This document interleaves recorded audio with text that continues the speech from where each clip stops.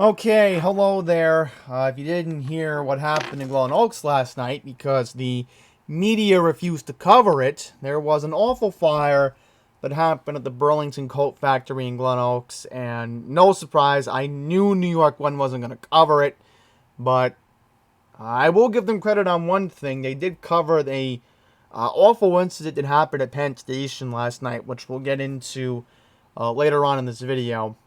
But this is what we know from Laura Uhl, and thanks to her for, getting involved, because this is how I first found out about it. It was from Twitter, believe it or not.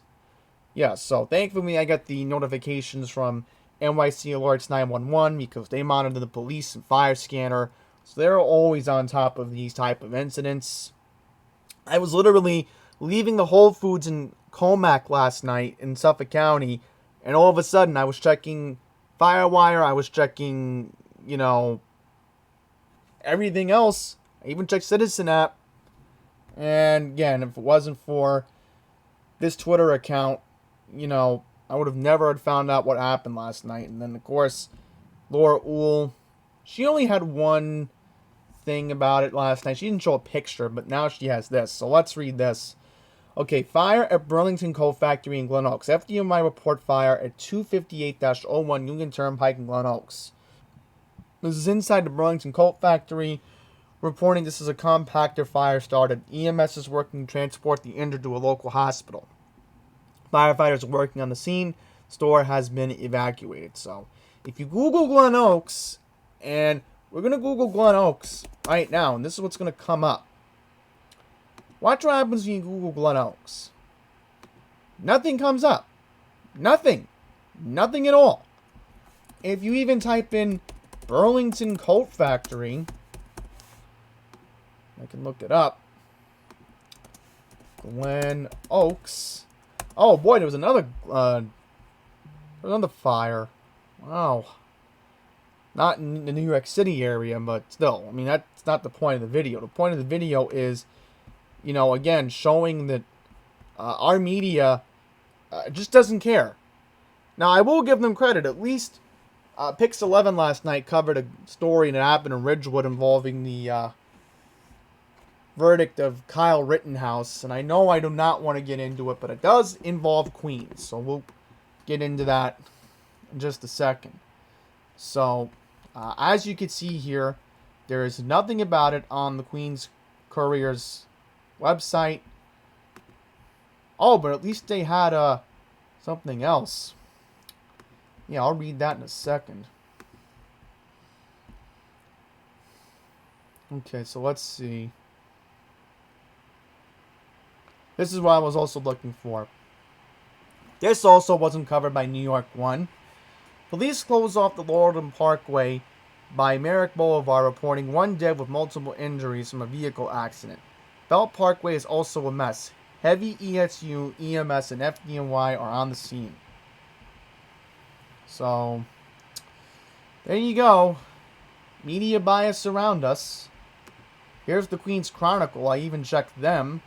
I'm just so tired of how our media treats us. It's like they have their own agenda.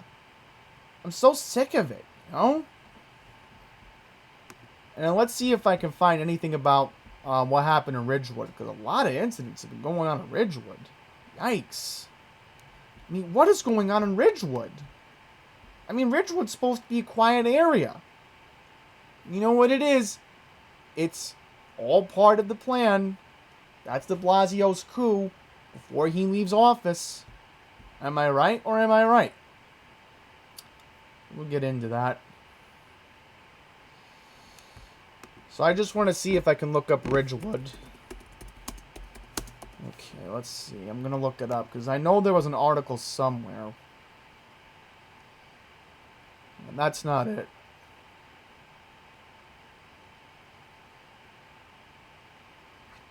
Okay, that's not it. I'm looking for vandalism. Okay, there we go. Now it should come up.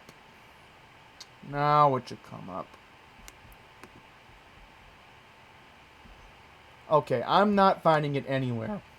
I'm going to have to keep looking for it. This is on the fly here.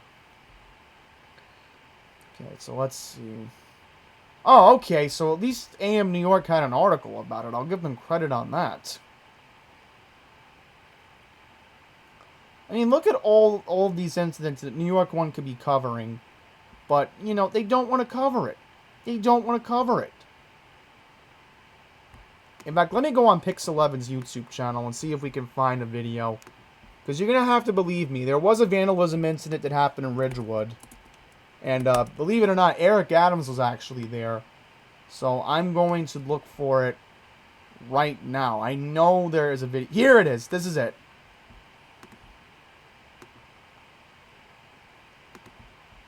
So let's see if I can fast forward it. Yeah, here we go. This is it. Wow. This Air Force veteran and retired fireman now looking at a big bill to fix his car after rioters spray-painted profanity on his vehicle. It makes me angry that I have to think and this twice about person should be angry. There's no question about it. Officials want New Yorkers to know they believe the people here I'm glad Eric Adams went over there. In response to the not guilty verdict in the Kyle Rittenhouse trial in Wisconsin. There were peaceful protests in Brooklyn last night. This was different. Yeah, so let me see if I can find it again, because again, it's just disturbing. And again, I'm going to show you, Eric Adams did go to Ridgewood yesterday, so I will give him all the credit in the world, you know.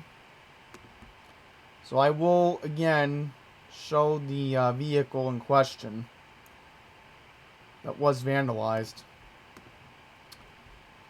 I mean, why would they target Ridgewood out of all places in Queens? Really? Really? Is my reaction to this. And I'm sorry if it took a while to find the video, but I had to show you the video. I had to show you the video because I couldn't find an article anywhere online about this. If I wasn't watching Pix11, because again, I was frantic trying to find out, you know, if anybody was going to be live in Glen Oaks covering the fire, but nobody was sent out to Glen Oaks. Alright, so let's continue about what's going on in Ridgewood. So our next story, let's read this one. 8 kids stunned after taser struck fence at a school in Ridgewood. 8 students were leaning on a fence during recess at PS 305 in Ridgewood when a taser struck the metal and shocked them on the afternoon of Thursday, November 18th. Police from the 104 precinct responded to a 911 call of an assault with a weapon in front of 360 Seneca Avenue. Oh yeah, that's definitely Ridgewood. According to the NYPD, a school 8 informed officers that 2 older kids were seen firing the taser at the fence and then fled thereafter. A 15-year-old received a juvenile report and was released from police custody. 4 girls and 4 boys, all between the ages of 8 and 10, were taken to Wyckoff Medical Center in Brooklyn, but they did not sustain any injuries. Yeah, I figured Wyckoff would be the closest, because I'll Google it for a second, just to prove a point. There is a police investigation ongoing. That's the main thing. So, you can see here, as I said, I know Wyckoff very well. It's the closest hospital to Ridgewood. I know a lot of people get annoyed in Ridgewood. Why am I being sent to Wyckoff? Why can't I be taken to Forest Hills Hospital? Well, again, depends what the closest hospital to an emergency radius is. Wyckoff's literally right over the border in Brooklyn. Okay, so we're going to read the rest here. Safety of our students is paramount, and school safety immediately responds to an incident during recess, a Department of Education spokesperson said. We are assisting the NYPD with an investigation, and out of an abundance of caution, the involved young people were transported to Wyckoff Medical with no injuries. So, again, New York 1 not covering it. Why aren't I surprised? Why aren't I surprised? We'll go to their website just to prove a point.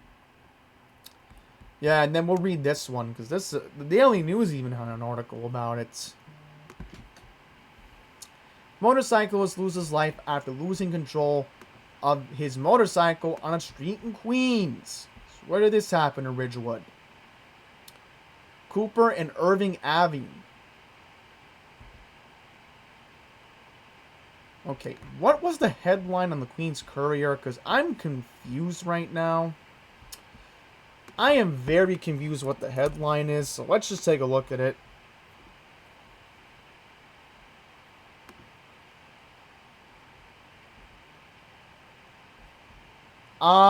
This is technically Brooklyn, but still on the border, so it kind of does matter here. Okay, so it says here, 32-year-old Chris Terry of East 35th Street in East Flatbush succumbed to his injuries he sustained after losing control of his motorcycle near the corner of Cooper and Irving Avenues in Ridgewood, just about 5:39 p.m. on November 19th. Yeah, so this is not too far from the border of Bushwick. According to law enforcement sources, Terry was riding a Suzuki motorcycle westbound along Cooper Avenue when he suddenly failed to properly navigate the roadway. He then fell off the motorcycle to the pavement below. Officers from the 104 precinct, along with multiple EMS, responded to a 911 call about a motor vehicle collision, found Terry at the location with severe body trauma. The victim was taken to Wyckoff Heights Medical Center, where he was pronounced dead a short time later. The case is now being investigated by the NYPD Collision Investigation Squad, so let's see if New York 1 brought up any of these stories. So let's take a look at Queens for an example. Let's just go to Queens. We're not even going to look at the public safety. Let's see. Anything about it? No, nothing about it. Nothing about it. I mean, look at this. Who cares about what happened in Wisconsin? That's not local news. New York 1 really needs to get their priorities straight. I mean, I'll give them credit. At least they showed President Biden signing the infrastructure bill. But, you know, this TV station is so full of it. You know, I am just so distraught. But at least they covered this. So let's just briefly watch this video, because it's only a minute. New images from investigators of the man they're looking for in connection with a stabbing that left a 32-year-old man dead. The incident leaving transit riders today thinking about their own safety. I don't feel safe. By the way, in case you're wondering, this is 90 seconds. I don't feel safe, but like I told you, I always see my surround, you know? Because it's not easy. Here is not easy, and there needs to be more police. Police say it happened a little after midnight Sunday morning. Officers were called to Penn Station. They found the victim with a wound to his neck. The suspect was gone. They say he fled above ground. The victim was taken to the hospital, but he didn't survive. Commuters today tell us they take precautions when they're on the trains. I carry a pepper spray on me usually, so, you know, just in case. I haven't had to use it. Again, it's ride at your own risk. Ride at your own risk. And no surprise, guess how I found out about this originally. Yep, NYC 911. Here it is. Alright, so let's just give a brief description of what we just watched. Okay, confirmed stabbing at 34th Street Penn Station, the Broadway line 123. Confirmed stabbing in transit, suspect male, well, let's say the 7th Avenue line to be fair. Confirmed stabbing in transit, suspect is a male, black, slim build, 5'9" tall, wearing a white sweater with a check-colored hoodie, black jacket, and the shoulder bag, black sweatpants, black sneakers. So let's see if the Crime Stoppers has sent anything out about it.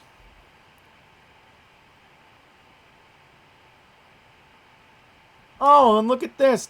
Developing today. Wanted for an assault, 90 Pitt Street. This believes to be somewhere in Manhattan.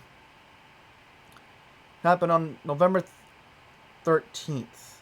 70-year-old female victim was exiting the building when an unknown individual proceeded to punch the victim in the face. So there you go. War crime that New York 1 could be covering, but they don't. Oh, and then look at this. Upper West Side. Unbelievable. Just there on my birthday. 200 Central Park West. 8:58 in the morning. The individual entered an MTA M10 bus, simulated a firearm. Alright, so let's see where this address is, because I believe I know where this exactly is.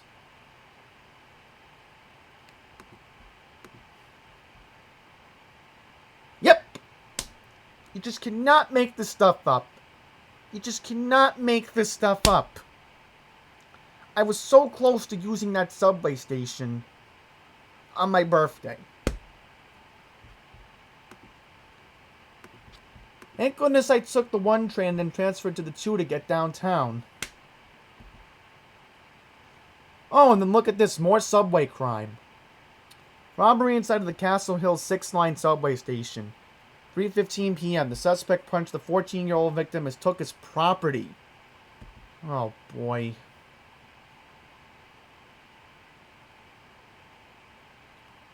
Oh, and then look at this. More of it. Assault inside the Jackson Avenue 25 station in the Bronx.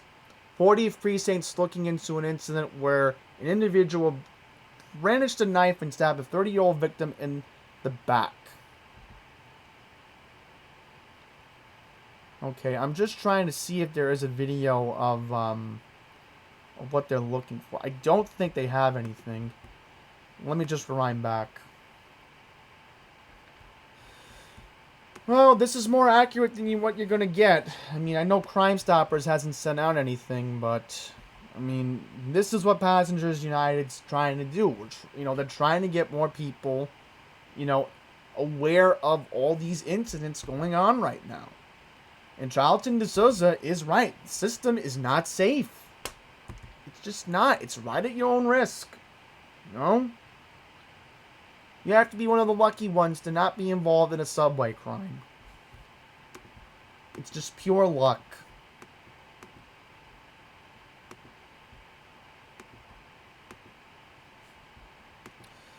Okay, so a lot more crime over here. I mean, you just cannot make this stuff up. I mean, I'm not going to get into any more than one more article, because it's just going to take all night, and I just cannot dissect it, but let's read this one. So let's see.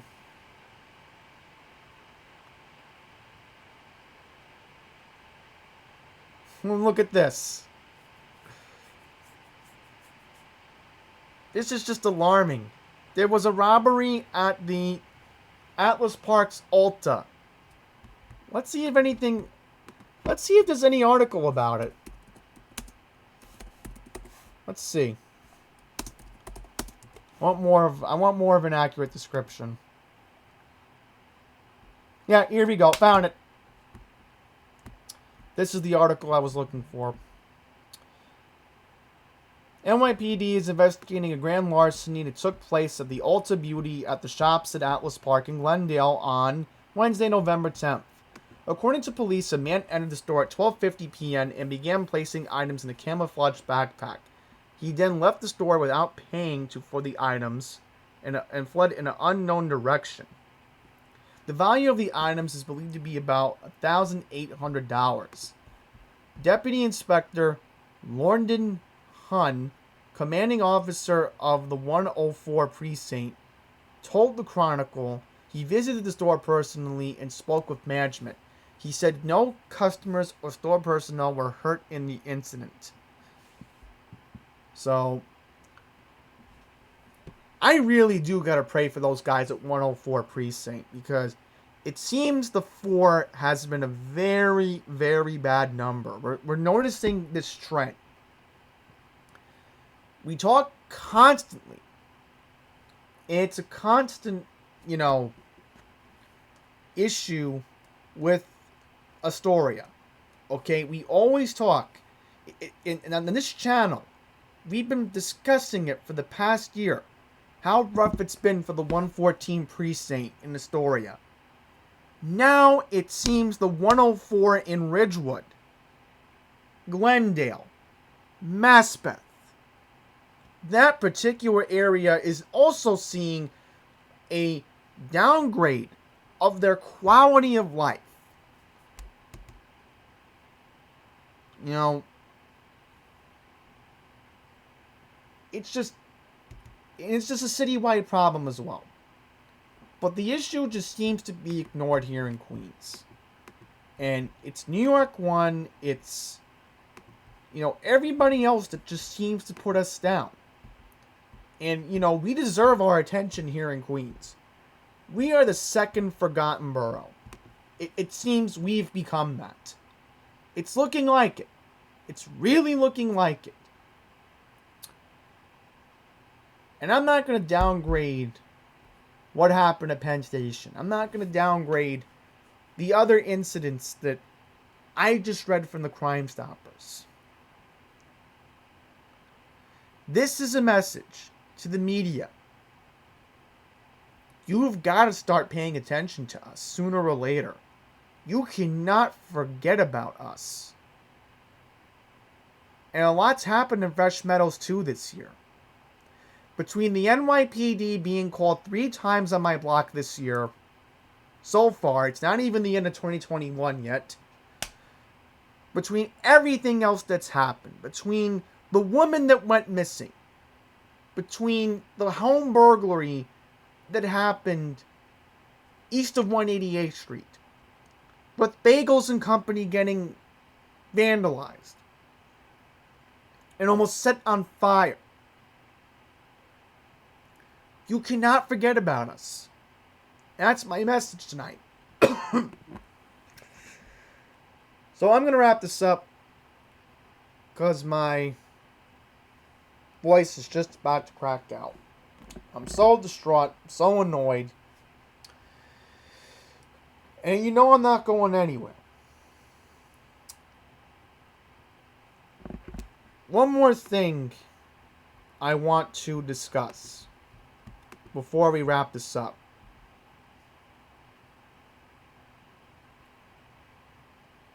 And this is kind of important.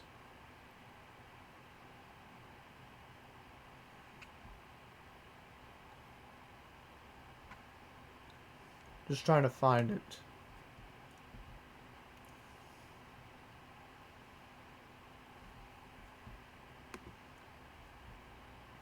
Yesterday,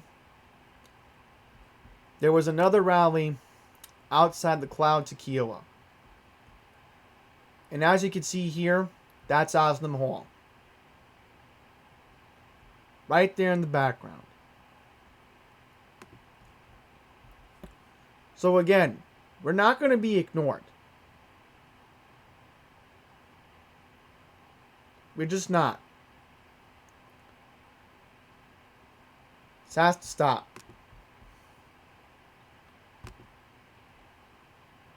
So, with that, thank you for watching.